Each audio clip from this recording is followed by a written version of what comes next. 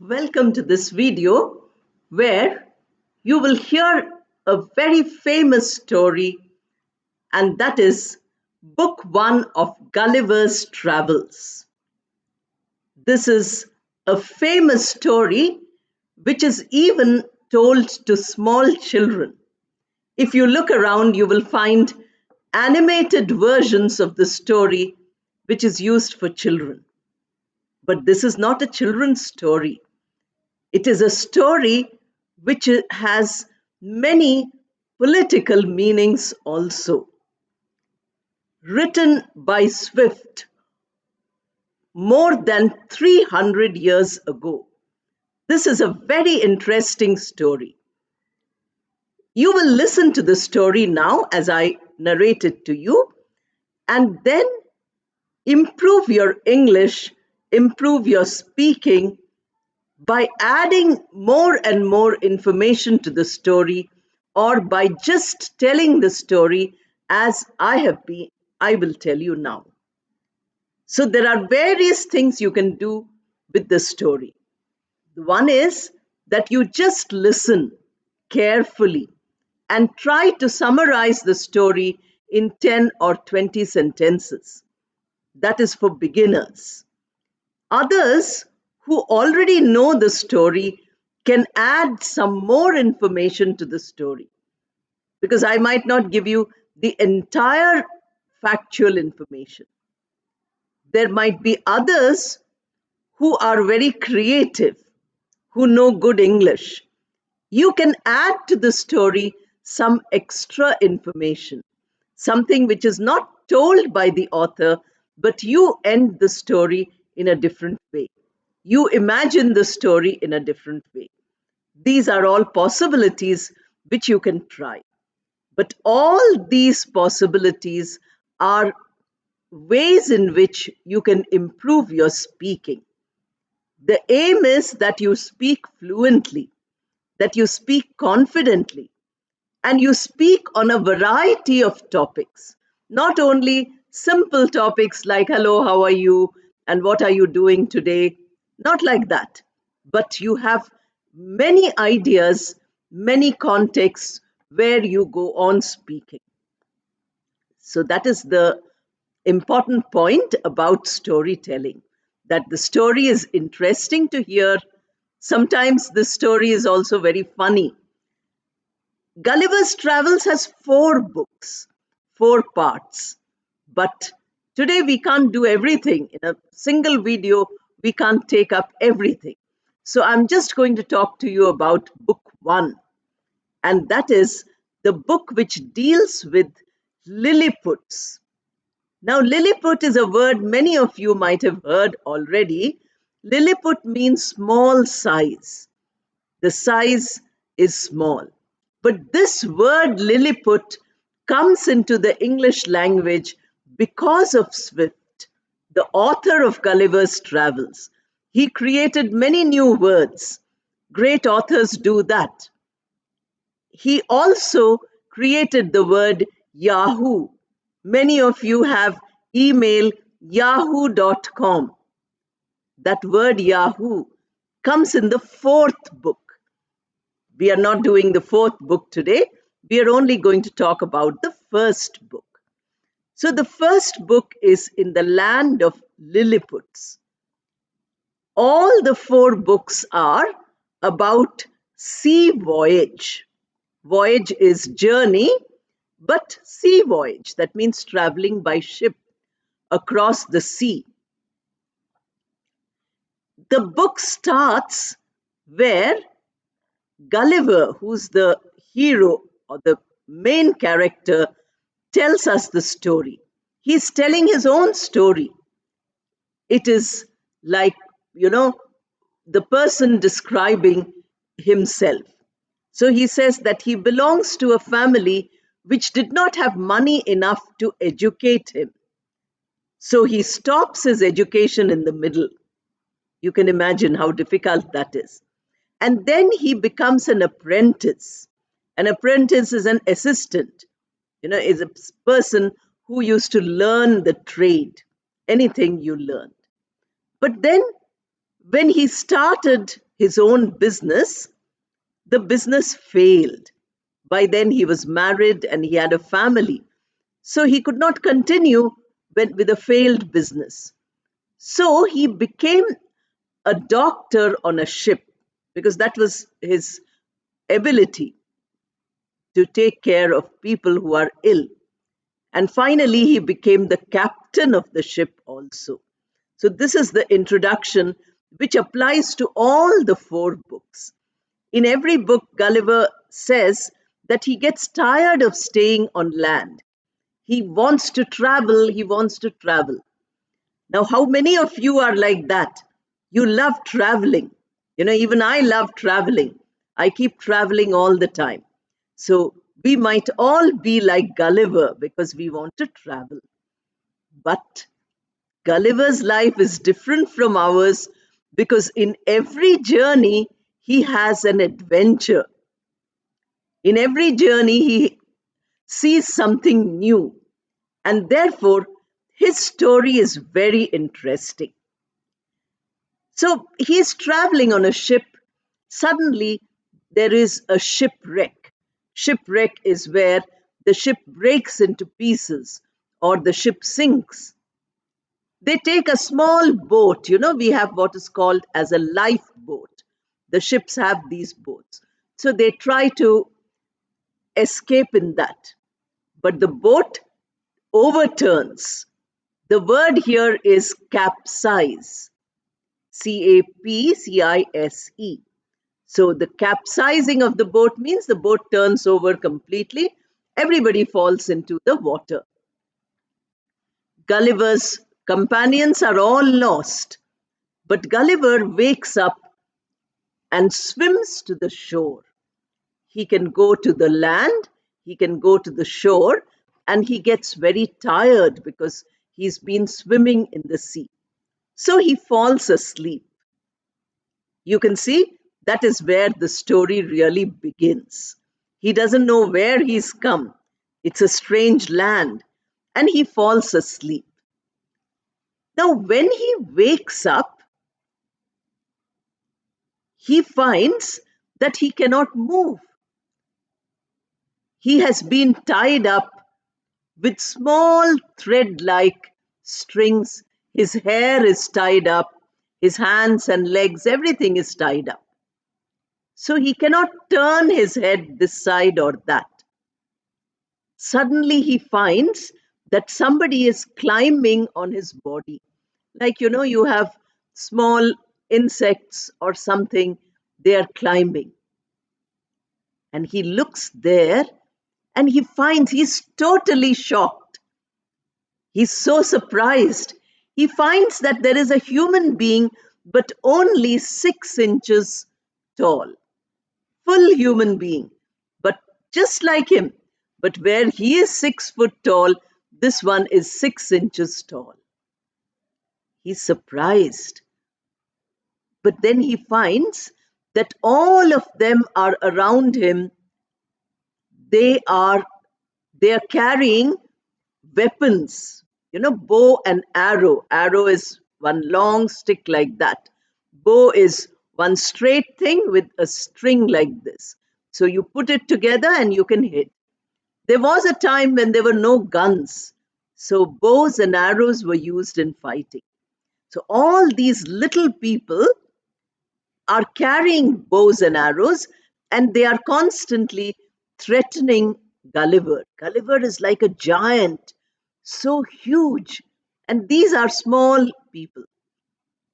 Somehow Gulliver manages to, free his left hand because what is tying him is only like thread, very thin. It is not like rope because rope for these small people will be thread for Gulliver. So he takes out his hand and he removes all the thread from his hair. Then he gives a big shout. That is, he just wants to try his voice. But for these little people, that shout seems as though there is an earthquake or the whole world is coming to an end.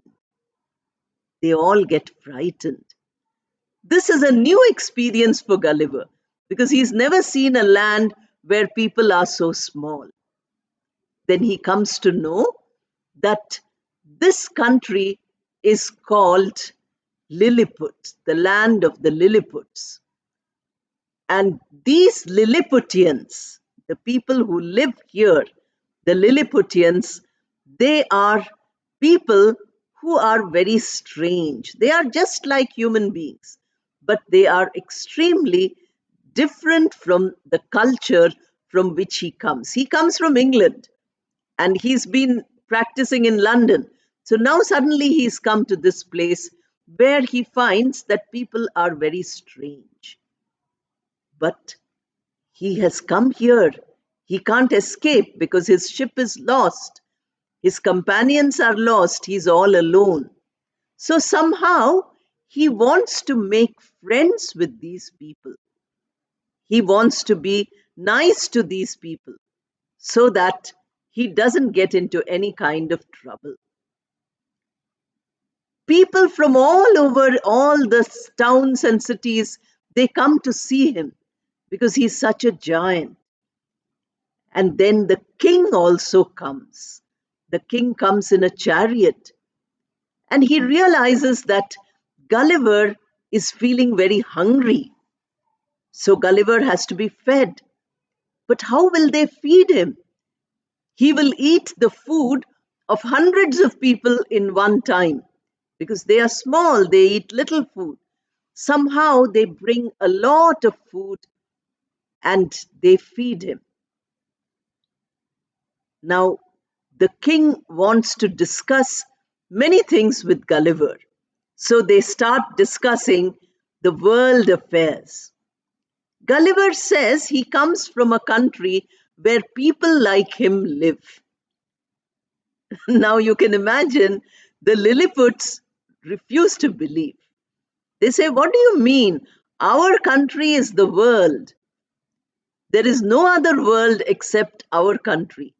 So they refuse to believe that any other countries are there, that Gulliver can, belong to a country like theirs. They think that Gulliver has dropped from the sky.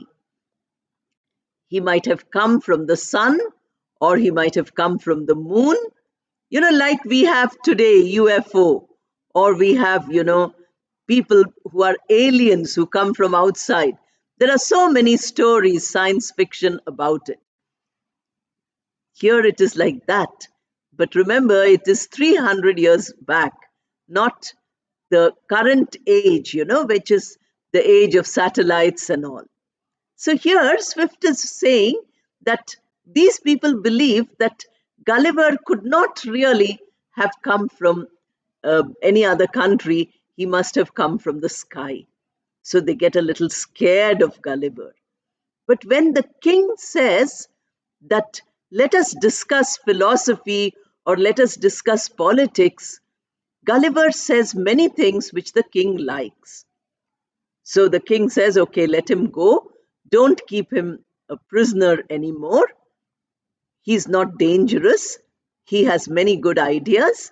Then he invites Gulliver to see his palace. Now, the king is very proud of his palace. So he says, you come there. Gulliver comes to see how is the palace of the king. There he finds many very strange things.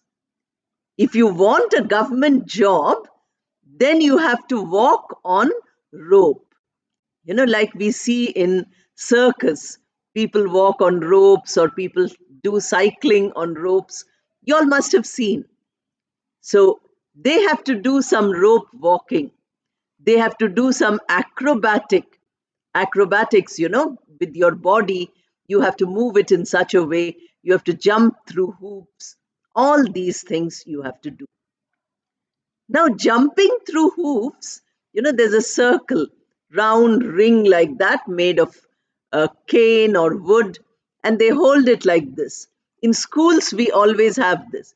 The person has to jump through that hole, through that round circle. So jumping through hoops. It's an idiom also. Swift is using it to show that how foolish it is, the kind of selection they have, the kind of interviews, job interviews they have. He finds it very strange. Then he sees that how are they given awards, like Paramveer Chakra and all. 3 ribbons are kept on the table, and then the king points to one ribbon, and they have to go under that ribbon. If they are successful, then they are given that ribbon as a gift. There is also a very humorous thing, and that is that there are two parties, two groups who keep fighting with each other. And the reason they fight is whether they should break the egg on the narrow side or they should break the egg on the broader side. So Gulliver finds it very funny. He keeps making these, humorous references. Then you have the king ordering that nobody should harm Gulliver, but some soldiers come and they start attacking him when he is there in the capital. Gulliver catches 6 of them, puts 5 in his pocket, and the 6th one he takes as though he's going to eat it. The soldiers get very frightened. They keep shouting. You can imagine how much children will enjoy this part of the story when it is animated. Huge Gulliver, small Lilliputs. And then, one of them he's trying to eat. 6 inches. It's just like your ice cream cone. Then, Gulliver says, "Don't be frightened. Your leader has told you not to hurt me, but you tried. That is why I gave you this punishment." Then he leaves all of them. He says, "All 6 of you run away." They quickly run away. They're very scared. But seeing that Gulliver is so kind, they give him a better treatment now. The king and the generals, the ministers, everybody is nice to him. But they have a problem. They think that if Gulliver eats so much, all the food in the kingdom will be finished in no time. They put 600 beds together and make one bed for Gulliver to sleep on. They have to give him everything.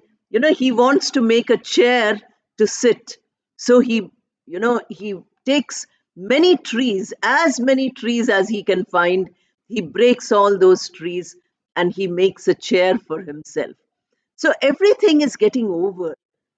The Lilliputs get very frightened. They say, what will happen if this person is there? But then their neighbors are there, Blefusco, and there is a fight. So they want Gulliver to take part in the fight. Of course, as soon as they see the enemy soldier sees Gulliver's size, they all run away. Gulliver catches the ships which are coming by sea, and he can just hold them, the entire ship, in his hand. He doesn't have to do anything much because the size is so huge and these people's size is so small. Because he has helped them and he has kept the enemy at bay, Gulliver's importance increases. At this point, Gulliver is very comfortable. He's very happy where he is. But suddenly, there is a fire and nobody is able to put out the fire. Gulliver sees that everything will get burnt. So he goes there and he urinates on the fire. He does the only source of water in his body, and that is his urine. He, puts it on top. The fire is put out. Everybody's life is saved. Everything is saved. But they feel very angry. They say that how can he do such a terrible thing? They forget that he has saved them they think that he has insulted them. So now they have a court which punishes Gulliver by saying, we have to pluck out his eyes, make him blind, and then starve him. That way, he will be our prisoner forever. But then they don't want to kill him, because if they kill him, what will they do with such a huge dead body? They think that the whole country will become polluted by that dead body. So they cannot do it. They think that if we blind him, then he will not be able to make any mischief. Gulliver hears this and thinks it is time for him to escape from here. I told you Gulliver loves traveling. So somehow he swims across from this island to the next island. It is a small bit because he's a giant according to their size and he can easily swim. He goes to Blefusco, whose king he has made friends with. Then he says, please give me shelter. I will leave your country after some days. He's lucky because he sees a passing ship and he gets onto the ship and returns to his own country, and that is England. In this way, the first adventure of Gulliver ends. Swift is trying to tell us many things in this story. So, those of you who know English better, or those of you who are studying English, those people in colleges, universities, they can look at the story's meaning, the meaning underlying it. But if you are a beginner, if you are just starting to speak English, then this story is a wonderful way of learning. As I told you, you listen to the story as I have narrated it just now.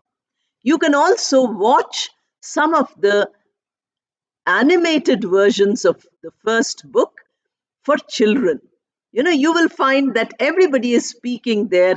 The whole thing is in front of your eyes. So even if you cannot understand fully, by looking at the action, you can understand. When a story is told to you, you should start imagining it. That is one way of learning to think in English. So when I said that he is huge and the Lilliputs are only 6 inches, can you imagine? Gulliver is lying, on such a huge place, and those little things are crawling all over his body and beside him. They're taking small bow and arrow and they are shooting him. Then the king's palace is so small, it's like a doll's house. Gulliver goes to see it. The whole town is like a town which is, a toy town, which you go to a museum, you can see. So you imagine all this. When you start imagining, your ability to think in English is becoming better because all this is happening in your mind. And since you are listening to English, it is the thoughts are going on in English. If we keep repeating a language again and again, you will find that constantly that language rings in your ears. Any language, not only English. Because in the story, we hear how Gulliver is being taught to speak their language. Gulliver cannot understand. He cannot understand a single word.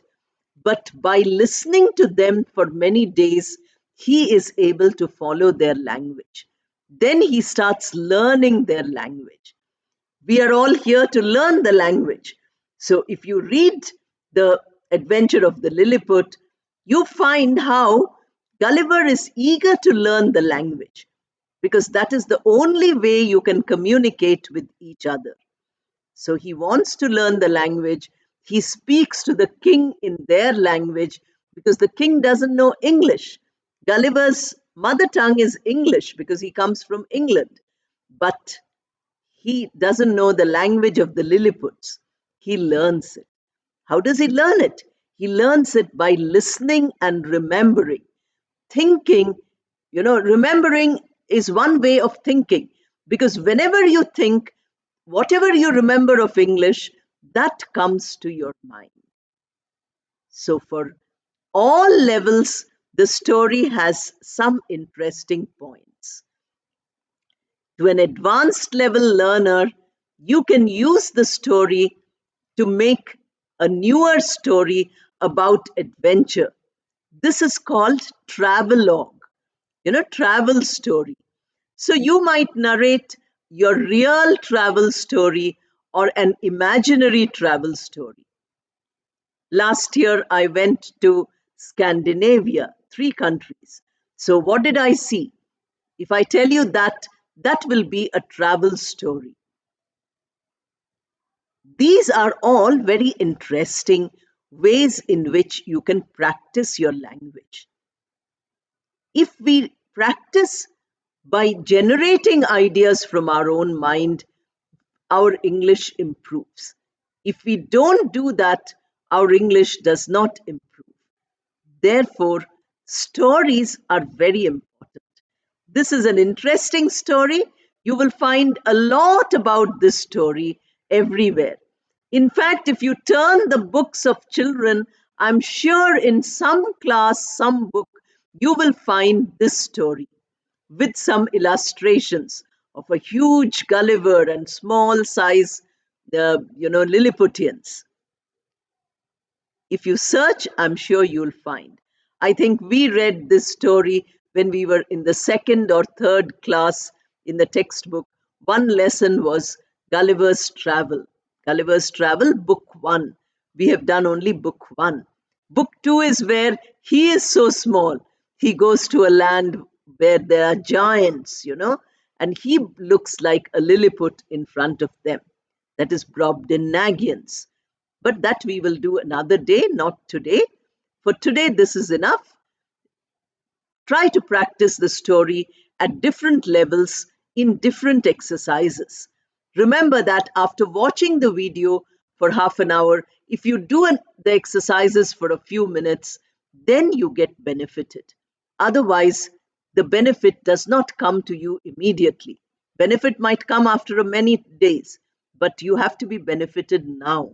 That is why I shared this story. It's a story which is humorous, funny story. It is also a story which can be told to any age, small or, you know, big adults. It has varieties of meaning, which I did not tell you, but you can easily understand that so many, points. We call it as a satire. I'm not telling you this because that is a literature lesson. I might do it someday. So for now, that is enough. Use this story to make your English better. All the best and thank you.